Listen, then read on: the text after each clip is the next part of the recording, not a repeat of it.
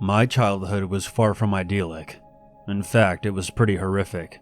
Kids growing up today think they know what suffering is because they don't have the latest high-tech gadget, or were offended by something they saw online. I remember the nights where I would go entirely without food. Sitting in the corner of a crack house watching people exchange sexual favors for blow. My father would take all the money we earned together from power washing houses and would use it for his next fix. I was never his priority, only a tool from which he could benefit from. I grew up in the worst areas of the ghetto. I had to think like an adult very early in life to survive. At least once a week on my walks home from school, I would have to fight. That's just how it was. If you were weak, you wouldn't last. Fortunately for me, I managed to distance myself from my father and began to build a decent life for myself. I didn't let my upbringing define who I was. That's not to say that it didn't have a profound effect on my mind. I found a night job working on the docks, unloading produce, and after a short while I met the woman who would eventually become my wife. We started a family together. Having that structure in my life helped to anchor me. Having people to care for kept me calm, and helped me not to lose myself in the terrible memories of my own upbringing. I thank God for my supportive wife and my kids. Without them, I'd probably be in prison or dead by now. My desire to just beat the shit out of drug dealers, deadbeat parents, or anyone who even remotely reminded me of my father would never be able to be repressed. Once enough time had gone by, I decided to try and make peace with my father and introduce him to my family. I wasn't thrilled with the idea and was worried about how I would react when I saw him face to face after so long. I figured as a father myself now, the best example I could set for my kids was to at least attempt to forgive him and try to permanently extinguish that furious wildfire of anger that was burning in my soul. So we reconnected, and we set a date to meet at my house on a weekend. Now my father was a convicted felon and a piece of shit. I told him that to his face. I made it clear to him that I would be doing the world a favor by choking him to death and disposing of his body, and he seemed to acknowledge that I was right. I didn't want to give the impression that I was trying to bond with him. I was mostly looking just to make peace. Several times he said something that was overly familiar, and I had to not so subtly remind him that he had to watch himself. We eventually went out to my workshop after the kids had gone to bed and sat down to talk. We had some beers to take the edge off and began to have something of a civil conversation. We talked about other relatives and made some jabs about them that made us both chuckle. By the time 1 a.m. rolled around, I was 6 or 7 beers deep. I wasn't drunk, but I had a strong buzz going. I mentioned that I had an old friend who I used to work with at the docks, who we could score some weed from, and my father agreed to come with me. I gave my friend a call and wasn't surprised to find that he was still awake. We got into my father's car and drove for about 15 minutes before arriving at my buddy's trailer. He was an older guy, very much set in his ways, and not willing to provide us with any kind of discount on the merchandise. But we made a deal, rolled a joint, and shot the shit with him for a while. On our way back to my place, my father was driving, while I reclined in the passenger seat, disappointed in the quality of weed that we had paid too much for. It was about 2:30 in the morning, and the roads were empty. My father was driving about 65 on a 35 road. We rounded the corner and discovered a cop car planted right in the middle of the road. It wasn't off to the side, but instead sitting dead center on the median. My father immediately eased off the gas, but didn't hit the brake. We drove past the patrol car at about 55 miles an hour, and I watched in the rearview mirror as the cop's lights came on, and he began to follow us. I said something aloud to my father, along the lines of, "He's coming for us." My father acknowledged it, and pulled off to the side of the road, next to a gas station. After the cop pulled up behind us, he shone his spotlight on us. I felt my heart sink. On top of the speeding, my father was a convicted felon. Both of us had drugs in our pockets, and I had a loaded gun under the seat. I looked at my father and said, "Okay, so here's the plan. I'm drunk as shit, and I called you to come pick me up and drive me home. You're pissed off at me because you were sleeping, but you're being a responsible parent. If the cop asked me to step out of the car, I'm going to stagger around like an idiot and make myself throw up.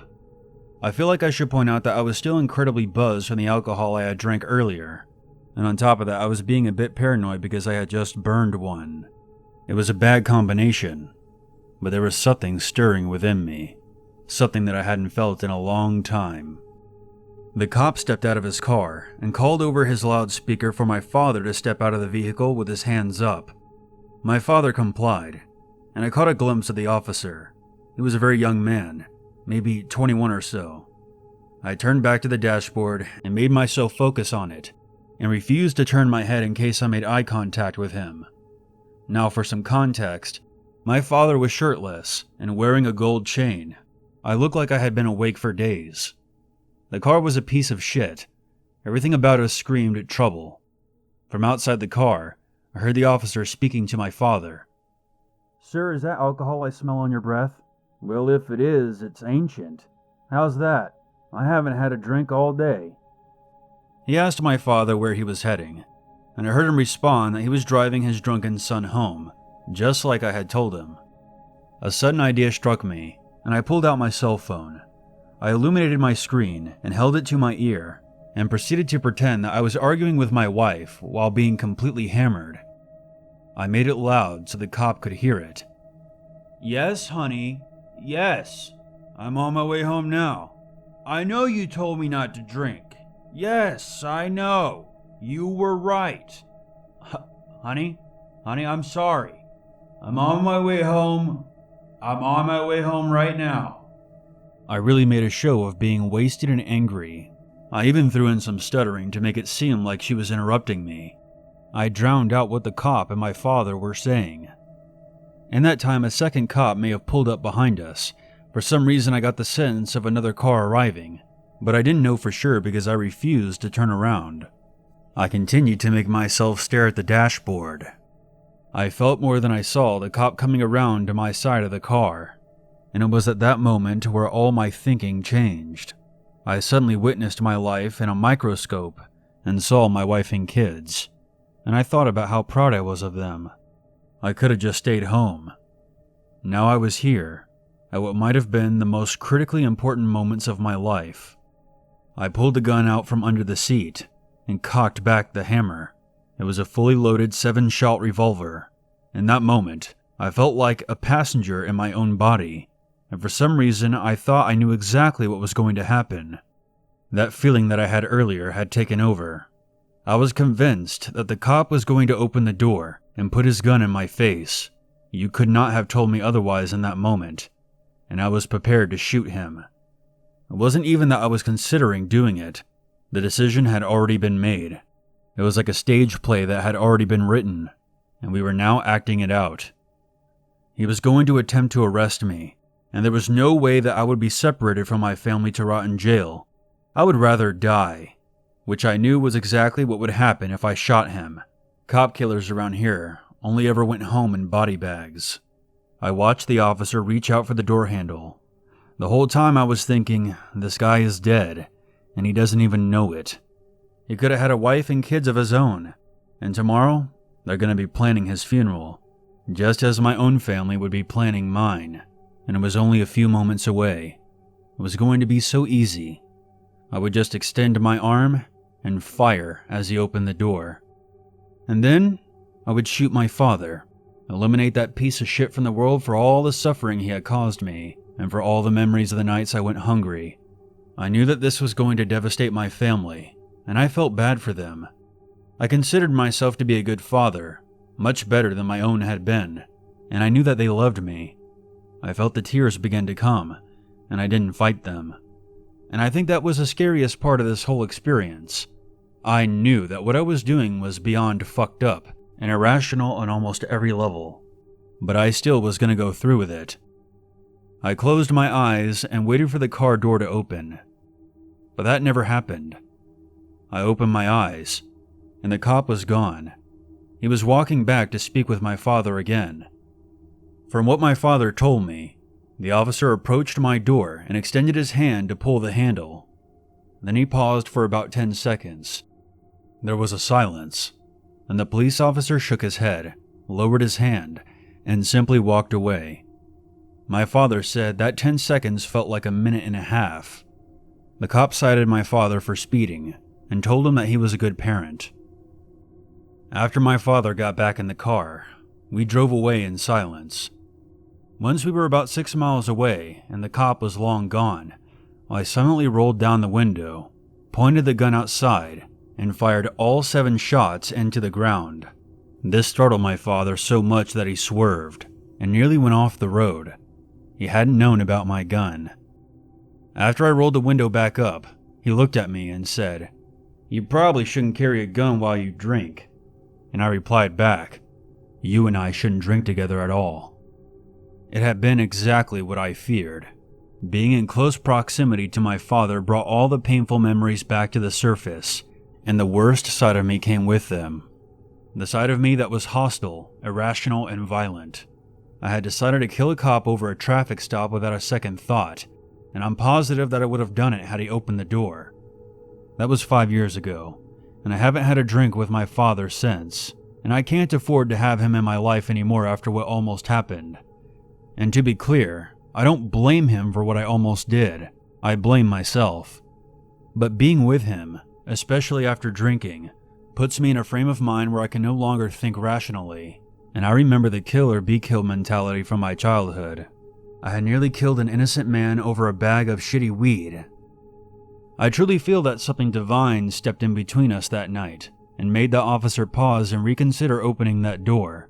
You can call it instinct or luck, but I consider luck finding a dollar bill under your car seat, not something that steps in the last moment to prevent tragedy.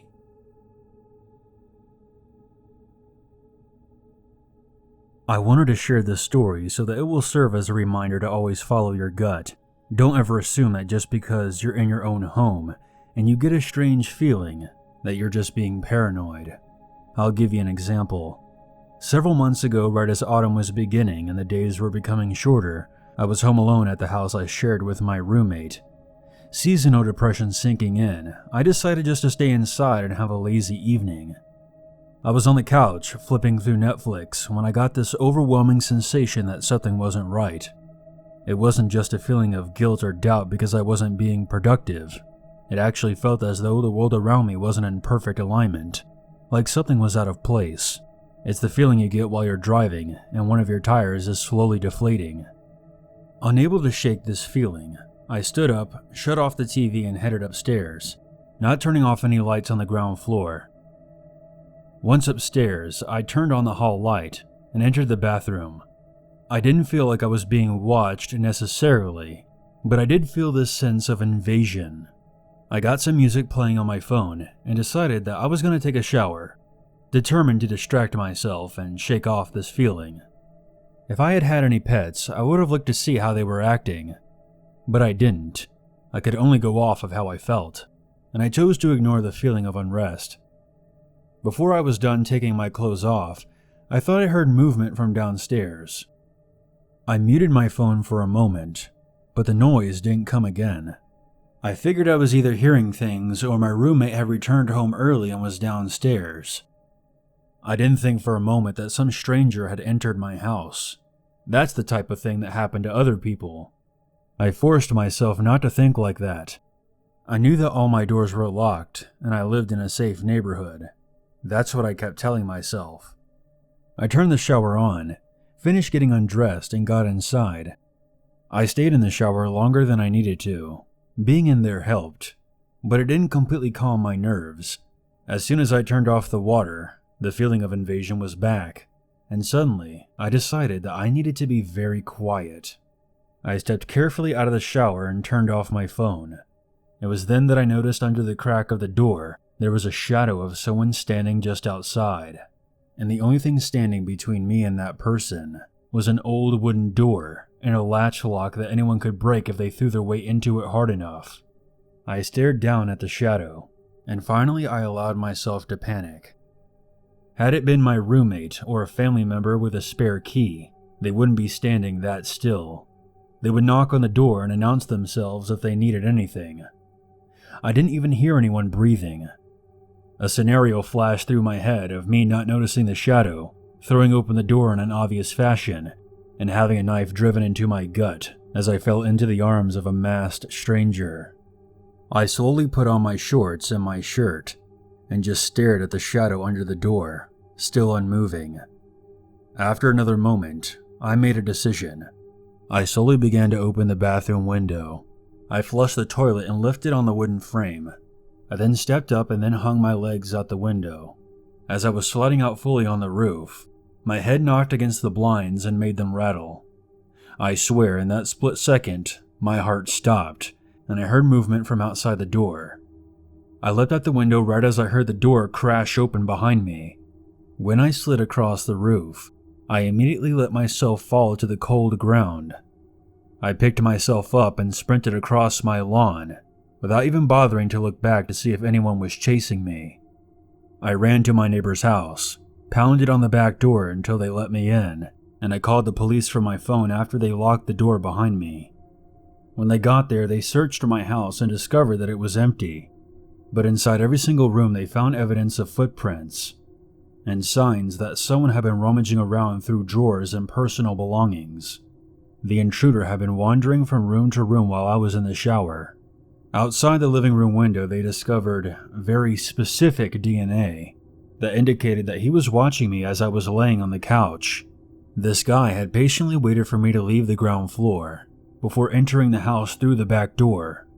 He then waited for me outside the bathroom when he could have easily broken in and grabbed me.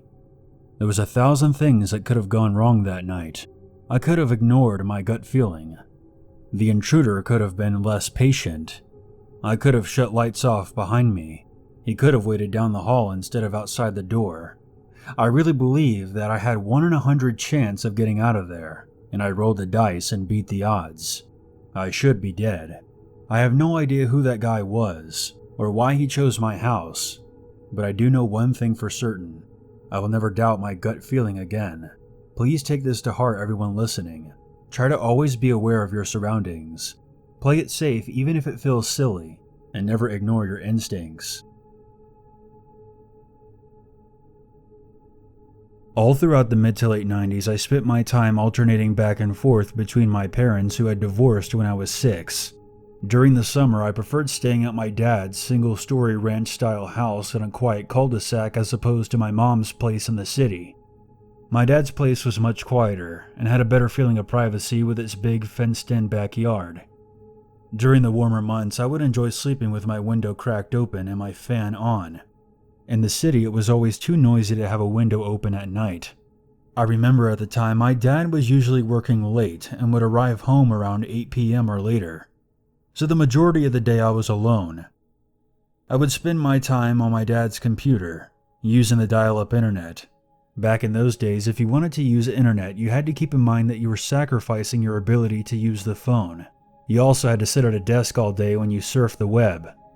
On this particular day, it was getting pretty late, and I had been sitting for a while, so I decided to get up and make myself a snack. The sunlight was fading outside, and it was just starting to get dark. But I didn't turn on any lights as I walked down the hallway and turned into the kitchen. Using the light from inside the fridge, I began to shuffle around looking for something to make a sandwich out of, when I heard something that made me pause. Back inside my room, I had a lamp on my nightstand that had these tiny charms hanging from the shade. Whenever I went to raise or lower my window, the nightstand would shake, and the charms would make tiny wind chime type sounds. I was used to the sound, but I had never once heard it from outside my room, because I was the only one who ever touched my window. And for such a small sound, I was surprised how far it traveled. There was this animalistic moment where my entire body froze, and I felt my sense of hearing dial itself up to 11 as I strained to catch every small noise coming from my room. I heard a couple of footsteps on my carpet, some muffled voices, and I heard the creak of my door opening. I let the fridge door swing shut and rushed over to the back door, but as soon as I opened it, I paused. Out the back door led to our screened-in back porch, which led outside to our fenced-in yard. Going through the screen door would make way too much noise, and whoever was now in the house would be able to catch me before I was able to unlock the gate to exit the backyard. I would have to run back towards the intruders to get to the front door. So not knowing what else to do, I ducked into a small closet right next to the fridge, where my dad kept the vacuum. There was barely enough room inside for me to stand up straight, and I knew that if they happened to open the door, I was caught. So I kept my hand on the doorknob to hold it closed. I heard 2 sets of footsteps walking down the front hall, and suddenly somebody was in the kitchen. He wasn't even being cautious. He was just sauntering around, opening cabinets and drawers like he belonged there. I heard him open the fridge right next to me and knock a few things around inside. I heard an annoyed voice coming from the hallway. "What the hell are you doing?" The second voice responded. "I'm starving, man. I haven't eaten all day." "Get the fuck out of there," the first voice snapped. The fridge door shut abruptly, and suddenly there was a tug on the handle of the closet I was hiding in. I tensed, and I held the door latch firm. All the guy had to do was pull on it hard, and I would have toppled right onto the floor. "Hey, this one's locked." The voice came from right outside the door. As soon as I heard it, I knew I was done, and I mentally prepared myself to be kidnapped or murdered. The second voice came again over by the back door. "Hey, did you open this?" "No, why?" "Then somebody was just here. They must have run out back." I heard both of the intruders run out to the back porch. I could have taken that moment to run, but I was shaking so hard at me nearly getting caught that I didn't trust myself to try and take a step. I thought about trying to go for the cordless phone on the counter, but I remembered the dial-up internet was still using the phone line. After another few moments, the 2 men ran back into the house and made for the front door. I heard the front door unlock and swing open. They hadn't been out of the house for more than 5 seconds before I heard a police siren wailing as it drove past the house. Turns out my neighbor had spotted the 2 men walking around outside and called the cops as soon as she noticed them opening my window from the outside. They were kids themselves, really. One was 18 and the other was 19. My dad arrived home shortly after, and we ended up staying at my aunt's for the night. I was incredibly shaken for the next several days, and the smallest of noises made me anxious, and I was too afraid to be alone. Looking back now, those 2 kids likely would have taken off running if they had found me. They didn't even have any weapons on them. But at the time, I didn't know that, and the experience traumatized my tiny 11-year-old mind. Who would have thought on a quiet cul-de-sac with houses surrounding me on all sides, and the sun not even completely gone, that my house would be invaded? The city may be noisier, but at least at the time, it was safer. My friends and I live in the hills of Moville, Northern Ireland. Last year the 4 of us were walking along the cliffs by the seaside and arguing about Conor McGregor, when my friend pointed out a row of power lines running up away from the road and further up into the trees. Had we not been thrown out of the pub we normally frequented the previous night, we probably would have just headed right back into town for a drink. But given that we had nowhere better to be, we decided to try and find out where exactly these lines led to. The area we were walking was extremely rugged, and the closest thing to a road that led through the trees was 2 tracts of flattened ground where vehicles had clearly passed before. We walked deeper into the woods, half concentrating on the power lines and half on the wheel marks, just making dull conversation and not expecting to find anything interesting, until the wheel marks just ended. The power lines fell off the last pole, a few yards beyond where the wheel marks stopped, and kind of wound their way through the tree branches. To clarify, they weren't broken, just kind of awkwardly placed across the tree limbs, which I had never seen before. My buddy wandered deeper into the trees and discovered a 6-foot-tall wire fence encircled in a small clearing, with a 2-story stone house sitting there like a lost heirloom. We circled the fence until we found the gate, which was carelessly hanging open, and we walked right up to the front door. Privacy and common sense were not present. The first thing I noticed was that there were security cameras mounted outside the house, pointing in various directions, and I considered what kind of person would go through all the trouble of setting up cameras just to leave the gate open. It didn't end there. The front door was open as well. The 4 of us walked right inside like we owned the place. I hesitated in the entryway, while my friends immediately split up to look around. I went to shut the door behind me and spotted 4 deadbolts on the inside frame. And suddenly I had a very strong feeling that it wasn't right that we were all just trespassing here. One of my friends found one of those metal detecting wands on the kitchen counter, like the ones you see TSA agents using in airports. And in a back room, another friend found 2 backup generators. Despite them being there, it was obvious the power hadn't been working in the house for quite some time. The whole place smelled musty, like the outside forest had invaded it with its cold, earthly scent. I asked if it was possible that this was a secret military base of some kind, but one of my friends pointed out that there was no weapon cabinets, and there hadn't been any checkpoints outside either. I wanted to leave, but the others decided that they wanted to search upstairs, which turned out to be one giant room. There was a cot in the corner, but most of the room was occupied by a long table, with chairs and a flat-screen TV mounted to the wall, which I presume was meant to view the footage from the security cameras. While the other guys dug through the drawers looking for anything interesting, my friend Eamon started fidgeting with the flat screen, like he was going to take it down off the wall and carry it under his arm over the hills the whole way back to his own place. The whole time I just stood by the steps impatient and ready to leave. I was starting to get the sense that this place was some very paranoid person's hideaway and that he may have left in a hurry. This house was very much hidden away where no one would think to look.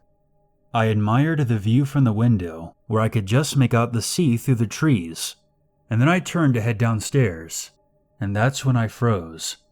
There were black marks, like ash, staining the carpeted stairs to about the halfway point. That definitely had not been there when we climbed the stairs. I spoke aloud. "Whoa, wait. How?" And then the smell hit me. There was a burning fabric scent in the air that washed over me, and I immediately coughed and started panicking. I hesitated for a moment before rushing down the stairs, keeping as close to the sides as I could, and then I went right out the front door without looking back, my friends following close behind, each of them making remarks about the sudden burning stench in the air. I asked if anyone had tracked the ash on the stairs, but I already knew the answer. Not only had none of us tracked marks across the carpet, but none of us had only gone halfway up the stairs. I suddenly had the horrific thought that someone else had been in the house with us the whole time. We immediately left the area and headed back to the coastline. Halfway back, we heard a loud roar from behind us.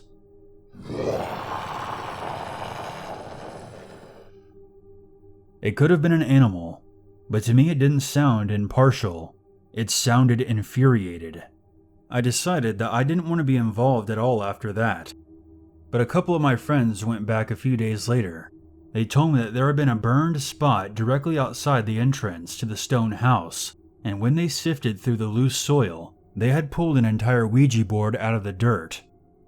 Sometime later, I talked with another friend of mine about it over a couple of beers, and he told me that he had heard rumors that there was a group of psychotic people who lived out in those woods, and they believed in things like ancient curses and demonic possession, and that they were known to be violent towards outsiders.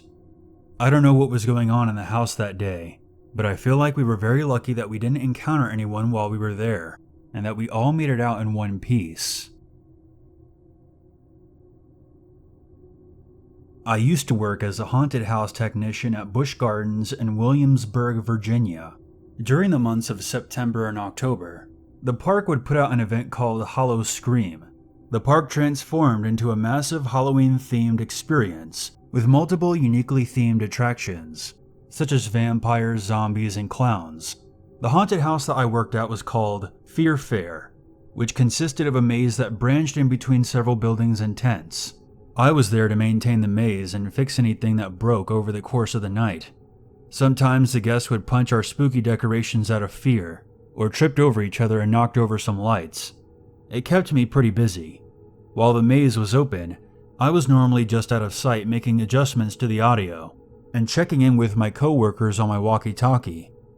One Saturday evening, there was a heavy downpour, which deterred much of our potential business. I used the downtime to work on the wooden frame that served as the entrance to the maze. I placed a sign across the line entrance stating that the maze was temporarily closed, and then I got to work. After a few minutes, I left to go pick up another tool I needed from the maintenance shed, and when I got back, I noticed someone strolling around, walking down the tunnel deeper into the maze. He was a young man, maybe in his late teens, with a dark complexion, long braids, and was wearing a dark blue tank top. The only way in was past the sign, so I was irritated, not only that he was trespassing, but because I had disassembled part of the wall, and if anything had tipped over or fallen, he could have been hurt. I called out to him, "Sir, we're not open yet. Did you need help with something?" Up until that point, his back was turned to me, and when I called out, he visibly jumped. And I couldn't help but think, geez, he's freaked out and nothing's even turned on yet. He gave me a strange look, like he was sizing me up, and for half a moment I thought he was going to try something. But instead he responded, "No, I just thought you were open now." I explained to him that Fear Fair would reopen shortly after I finished my repairs.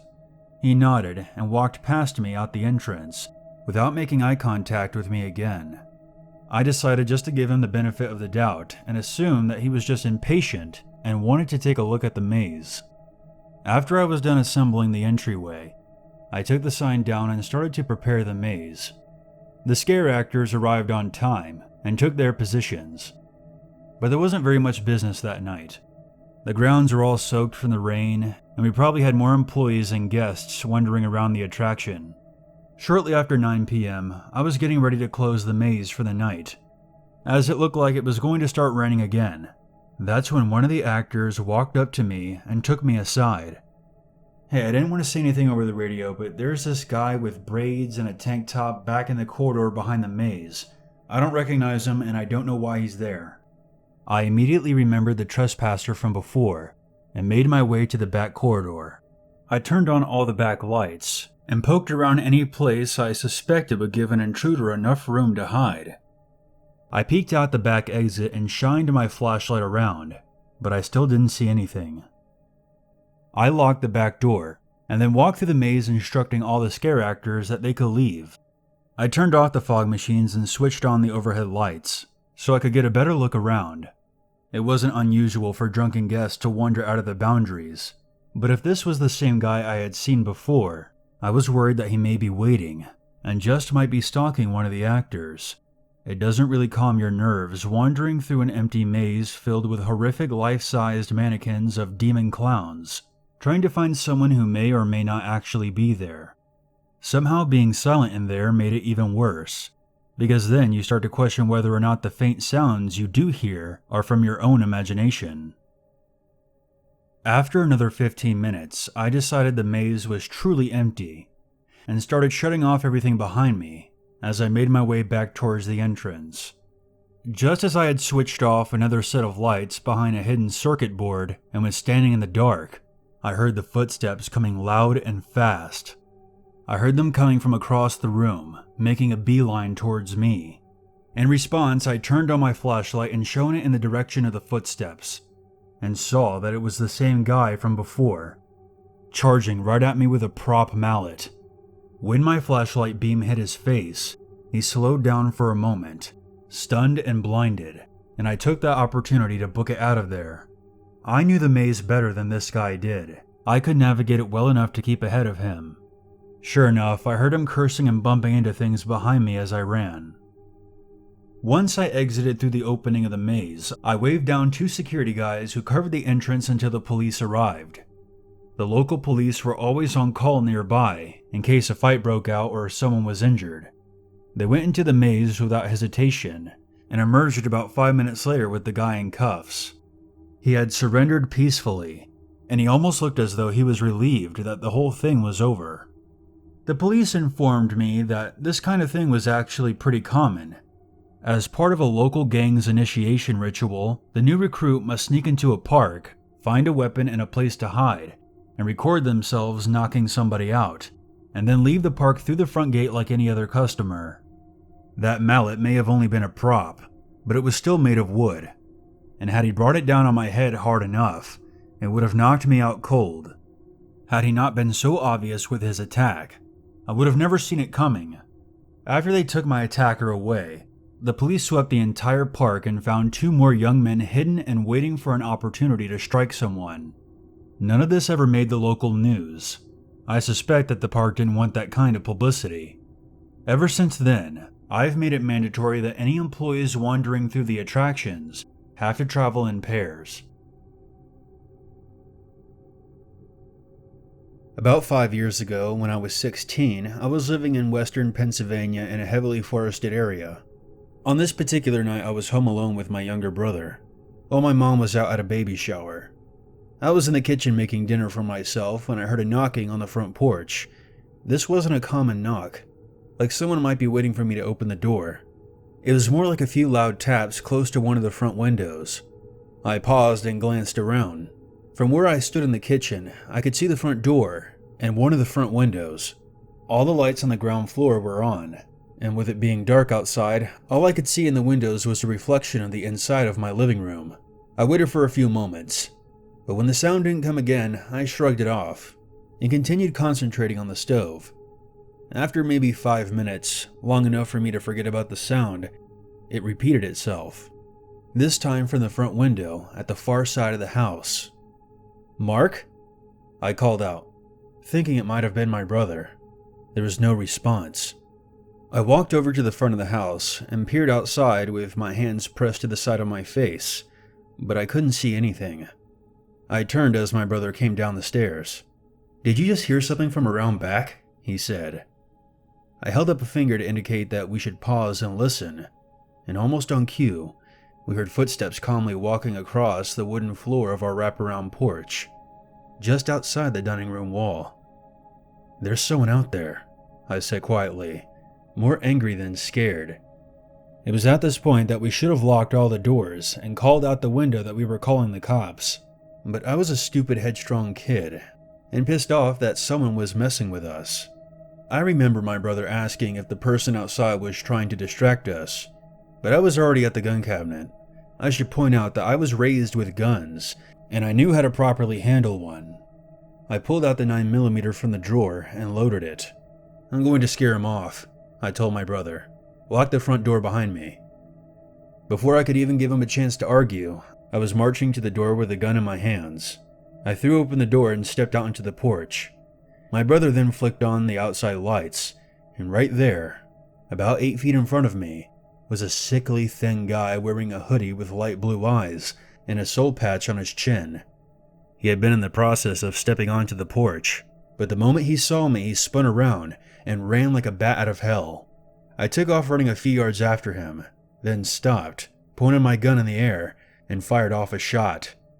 "That's right, fuck off!" I cried out. I waited until he disappeared into the trees before turning around to face the house. I don't think I'm exaggerating when I say that for a few moments my heart stopped.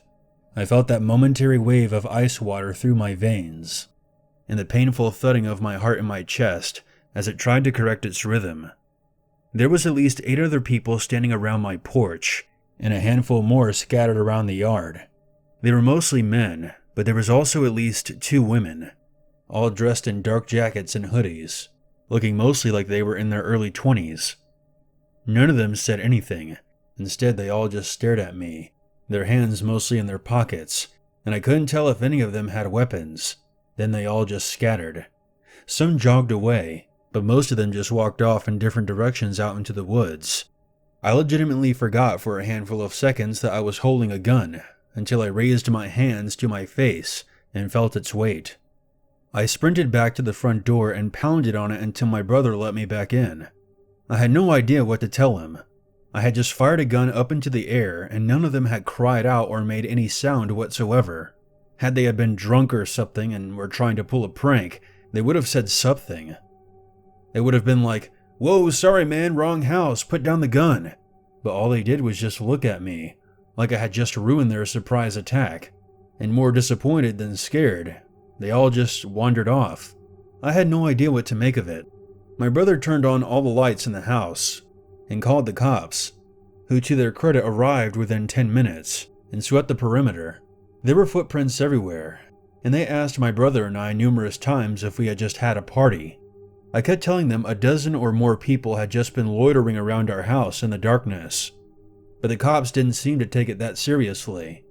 They asked if the strangers had threatened us, and I had to admit that they didn't in any direct way. They confiscated the handgun after I told them that I fired off a round, but they eventually returned it. I have no idea to this day what those people were doing that night outside of our house. My brother suspects that they were part of some kind of cult, and maybe have been setting up to perform some kind of ritual, and maybe that we were set to be human sacrifices. I thought it more likely they intended to break in and rob us, but saw the gun and bailed. That doesn't explain the silence though. None of them uttered so much as a sound as they looked at me and just, as if instructed by some signal, scattered all at once.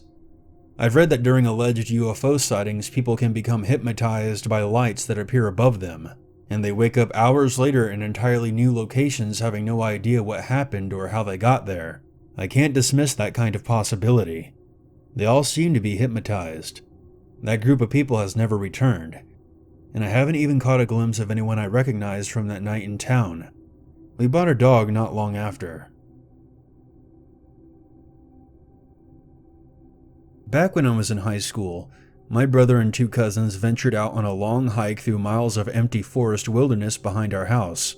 We had explored the woods plenty of times as kids, but this time we wanted to go deeper than we had ever gone before, with food, flashlights, and knapsacks and everything, fully aware that we would probably be gone for several hours, and possibly might have to end up stopping and camping for a night. I did my best to mark a route for us using a map and compass. It was stupid. 4 kids under the age of 17 thinking that we could safely travel that deep into the sticks without anything happening, but we were young and confident, and none of our parents tried to talk us out of it. I was the oldest and the largest. I carried the compass and most of the supplies, including the tents and water. My brother Joe carried the first aid kit and flashlights, while my cousins Lily and Tom split the food between them, and Lily carried the flare gun. We only had 1 shot to use, and assumed that would be enough. We walked the majority of the day without incident, and after a few hours we spotted in the distance a wooden structure sticking up out of a tree line. Uncertain of what it was, we made for it, deciding that that was where we should set up camp. The sun was just starting to set by the time we reached it, and it turned out to be a very old overlooked tower, probably for spotting forest fires. We estimated that it was probably 60 or 70 feet high, but it would be perilous to climb. The staircase was a single winding path that wound up the perimeter of the tower, without any support beams. We dropped our bags at the base of the stairs, and debated on how high we should climb. Lily and I wanted to make for the top, but Joe and Tom didn't trust the stairs, worried that they could give way beneath us. Lily and I made our way up slowly, placing one careful foot in front of the other. When I was about halfway up, a rotted plank broke from beneath me, and my whole leg sank down through the wet wood. I came down at an odd angle and bent my right leg. I cried out and pulled my left leg through the hole as I sank down to sit carefully on the stairs. Tom and Joe heard my cry and started up the stairs, and Lily in turn started back down, which probably wasn't the smartest thing to do, but we were all panicking kids. When the others got to me, I immediately started insisting that I was okay, and that we all couldn't be up here this high on this weak staircase, and we should start heading back down. Joe was the first to reach the bottom when he stopped, pointed towards a nearby tree, and yelled, "Hey you!" We all looked. There was someone standing by a tree just looking at us. We couldn't tell if it was a man or a woman, but the figure was extremely lanky with a ridiculous amount of gray hair, and wearing an ancient jacket and jumpsuit. It looked like they had been just peeled off from the bottom of a dumpster. The 4 of us froze, and we all just stared. None of us knew what to say as the figure just stared at us. Then the stranger came towards the stairs. We freaked out and all scampered as fast as we could, right back up the stairs towards the platform. I stopped about 2/3 of the way up and looked back. The person was going through our bags at the base of the stairs. I then yelled, "Get the fuck out of there!" while the others tried to open the trap door at the top of the stairs. The figure looked up at me and called out something that I couldn't understand. I'm not sure if it was because the others were making so much noise right above me, or because the stranger wasn't speaking English. It was a very high-pitched voice, so I assumed at that point it was a woman. I pulled out a small pocket knife and sat there, waiting for her to follow us up. She didn't. She sat at the base of the stairs, ate our food, and pocketed most of our things. When it became full dark out, she was still sitting there, and we were all unsure of what to do. We couldn't get up onto the platform, and we couldn't see enough to know if it was safe enough to climb down. I know what you might be thinking. You chicken shits, just go down and grab her. And that very thought crossed my mind several times during the night, but without flashlights, and given the fact that I was injured, I didn't want to risk it. She could have had a weapon on her for all I knew. She most definitely had access to the flare gun. Not that it would have helped us much if we had it. With the platform above us, we couldn't fire it straight up to signal for help. By the time first light of dawn peeked through the trees, I was stiff, very hungry, and sore. Joe, Tom, and Lily spent a sleepless night trying to remain quiet and not shift their weight very often. The figure down below was gone. We limped to the bottom of the stairs. We grabbed what possessions we had left, and Tom and Joe helped me hobble back home on one leg. It was the longest 14 hours of my life, from when I hurt my leg on the stairs to the moment I sank down in agony on my couch at home and took off my boots. To this day, I still have no idea who that woman was. Most likely some homeless weirdo hiding out in the forest, where no one could bother her. We also didn't know why the trapdoor wouldn't open. Tom presented the idea that someone may have locked it from atop the platform. Not sure how that would work. As miserable as this experience was, we all made it back shaken and exhausted. And other than my hurt ankle, we were all unscathed. It didn't occur to me until much later that hurting my leg may have saved us all. What if we had camped on the ground that night? And while we were all asleep, the strange woman had crept into our camp. I think it could have been a whole lot worse.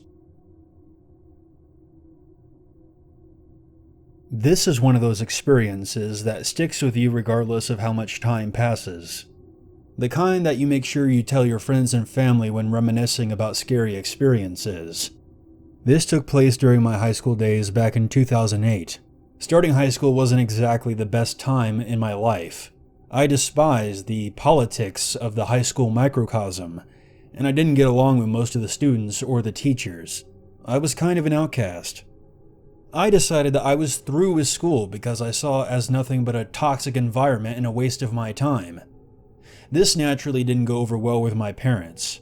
My mother is a school teacher, so I would have to hear those lectures about how education is the foundation for the rest of your life, blah blah blah. Looking back from where I am now, I can agree, but I was an impulsive teenager with a lack of common sense. After about a year, I enrolled in an alternate school called More Mickens, which was a place of sanctuary for pregnant teenagers and dropout rejects like myself. They offered me the opportunity to obtain a high school diploma in a special program that would allow me to graduate a year earlier than what I was supposed to. I was originally class of 2011, but with this program I was now officially class of 2010.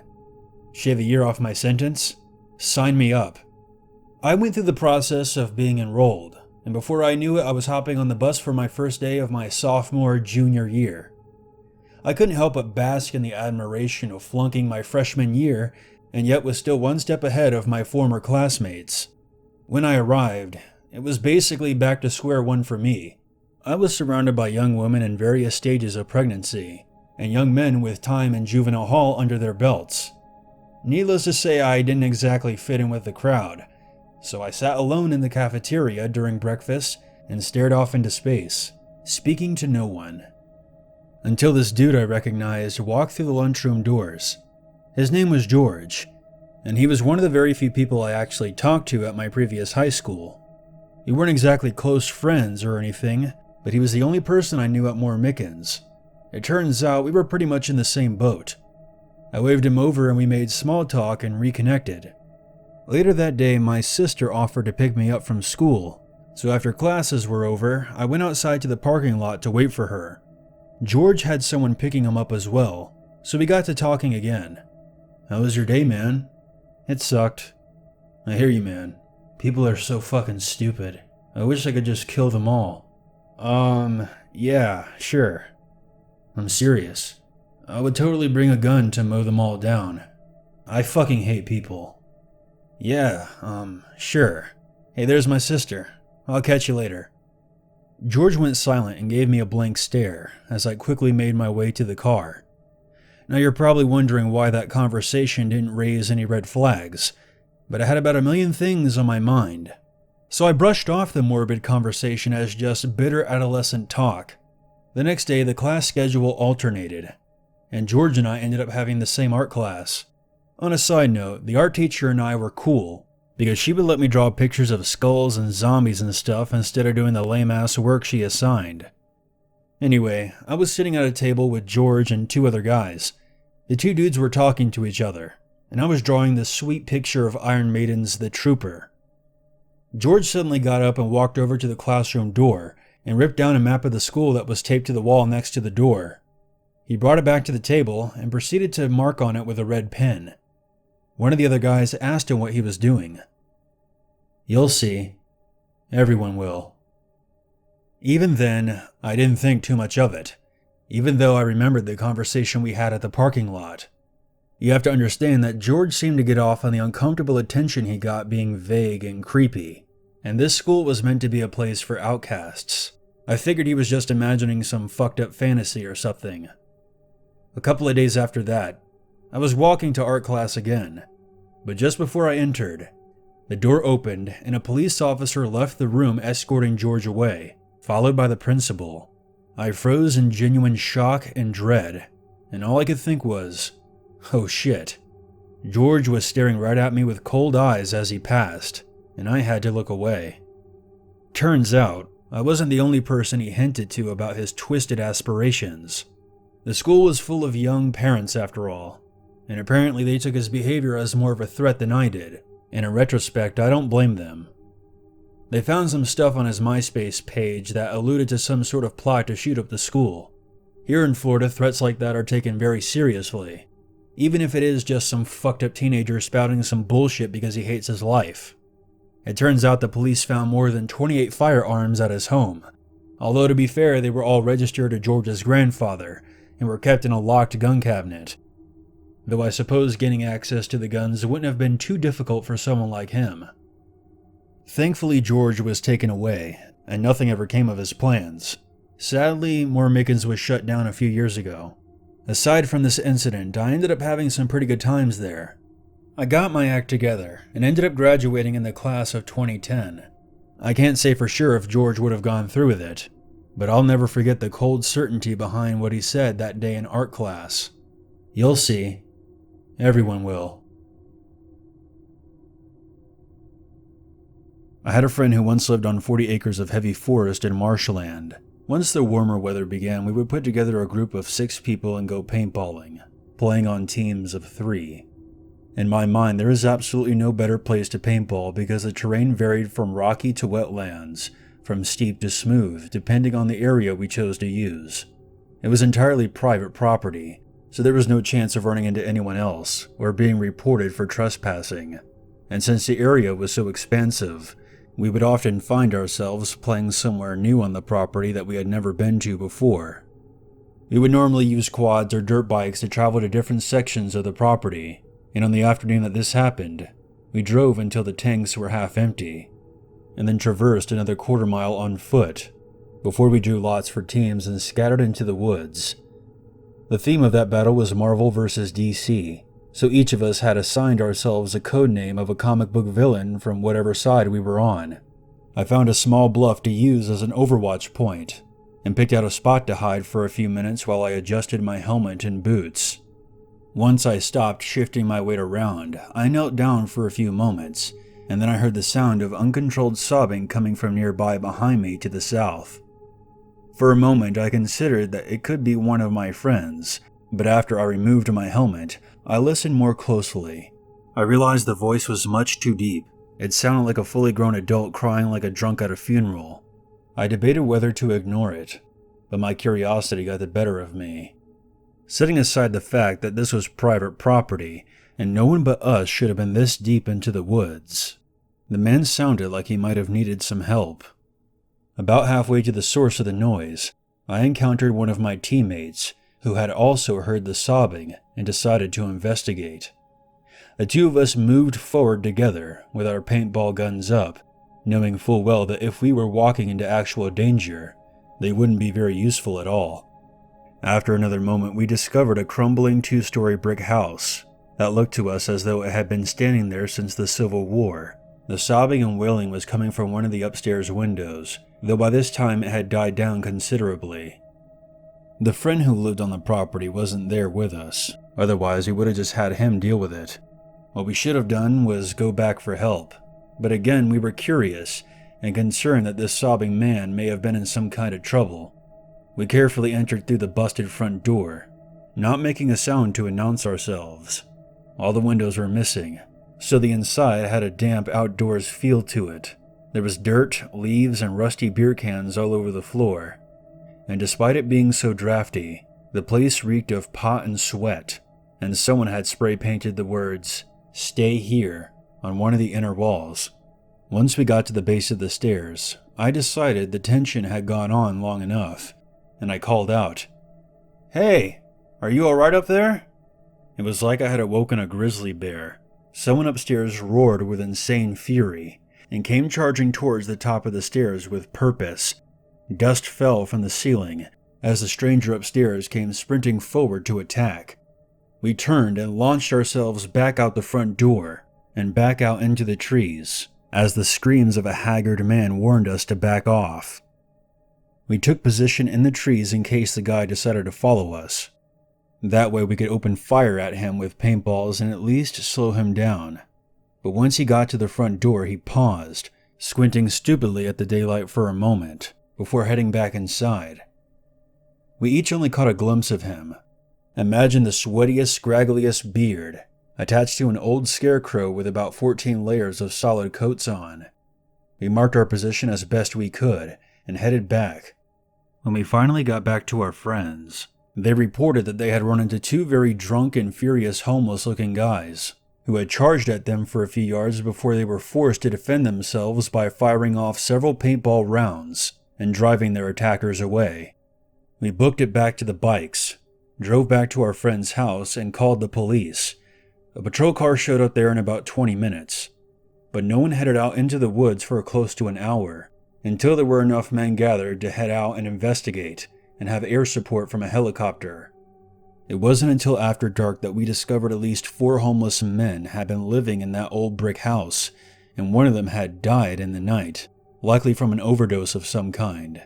2 of them had wandered off to go look for a car to carry him away and bury him. The third had stayed with him and sobbed uncontrollably over the death of his friend.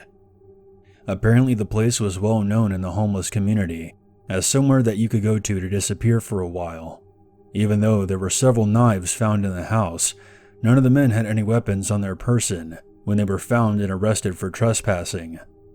My friend's parents have since scheduled the small house to be demolished, and were completely unaware it had been there to begin with. That's my story. Perhaps not the scariest encounter ever, but it definitely put life into perspective for us.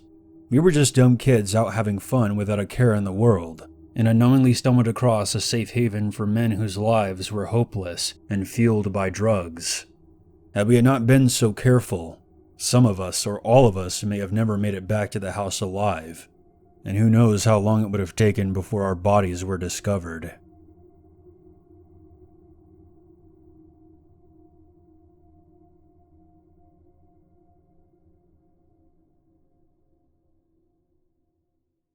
There's always a reason to be afraid.